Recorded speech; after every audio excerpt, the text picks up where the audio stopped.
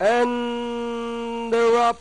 High Money, Airway moving up by the rail. Tucker's Diamond then running on the outside is Midnight Meat, Whistler and Boss General. Past the 900 meters post with Airway in command by Haplank. Running on the outside, High Money. Tucker's Diamond now racing in third, moving up Boss General, Whistler and Midnight Meat.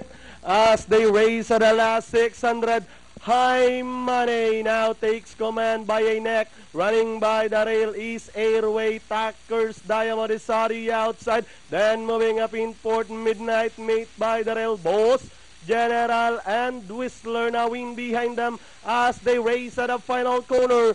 High Money running on the outside. Airway is by the rail. And down the stretch they come. High Money, Airway by the rail. Midnight Meat, Tucker's Diamond. At 75 meters away from the wire. High Money winning this race over Midnight Meat. Close between Airway and Tucker's Diamond. Boss General and Whistler.